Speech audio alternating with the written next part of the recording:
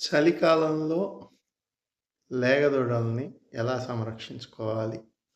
ముఖ్యంగా గేదె దూడలకి అంటే బర్రె దూడలకి చాలా పెద్ద సమస్య ఈ చలికాలం. ఒకటి సాధారణంగా కొంతమంది దూడలకి త్రాగడానికి నీరివ్వరు. ఇది ఏమాత్రం సమంజసం కాదు. దూడకి పుట్టినరోజు నుంచి త్రాగేటందుకు నీరు అందుబాటులో ఉంచితే దానికి అవసరమైనప్పటి నుంచి అది తాగడం మొదలెడుతుంది. ఇంకా చెప్పాలంటే పాలు తాగిన వెంటనే నీళ్ళు తాగించడానికి గానీ మనం ప్రయత్నం చేస్తే చాలా సులువుగా అలవాటు పడిపోతుంది నీళ్ళు తాగడానికి. నీళ్లు తాగిన దూడకు మాత్రమే విరోచనం సాఫీగా అవుతుంది గానీ, విరోచనాలు నీళ్లు తాగడం వల్ల అవ్వవు. ఎప్పుడైతే దానికి ఇవ్వవలసిన మోతాదులో పాలనివ్వకుండా కేవలం నీళ్ళనే తాగిచ్చి దాని కడుపు నింపే ప్రయత్నం చేసినప్పుడు మాత్రమే దూడలకి విరోచనాలు అవుతాయి.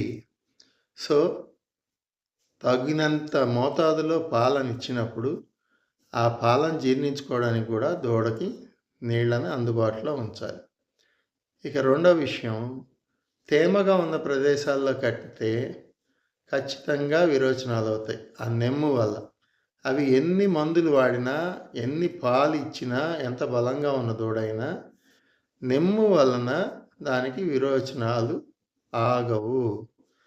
అందువల్ల వీలైనంత పొడి ప్రదేశంలో దూడలను కట్టేసే ప్రయత్నం చేయాలి. ఇక మూడవది, చలికాలంలో బాగా ఎక్కువగా ఉండేది దోమలు. ఈ దోమల బాధ వల్ల ఏమవుతుందంటే, ఒకవేళ రాత్రి మొత్తం దోమలు దాని రక్తం పీల్చేసినట్టయితే తెల్లవారికి చాలా నీరసించి ఉండిపోతుంది దూడ. దానికి ఇంకే రోగం కారణం కాదు.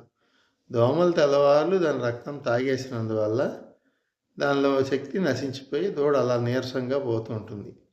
సో, దోమల నుంచి కూడా వీలైనంతగా కాపాడితే చాలా బాగుంటుంది. ఇక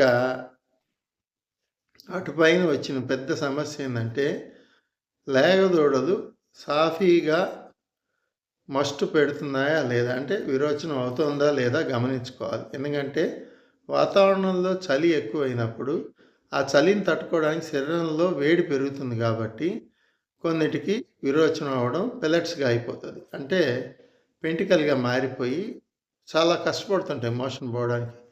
వాటికి ఆ మలద్వారం దగ్గర కొంచెం నూనె కానీ, లేదు గ్లిజరిన్ కానీ, లేదు ఎనిమా ఇచ్చైనా సరే 1-2 సార్లు మనం దానికి సౌకర్యం కలిగించినట్టయితే తర్వాత సాఫీగా అది మల విసర్జన చేయడానికి కుదురుతుంది.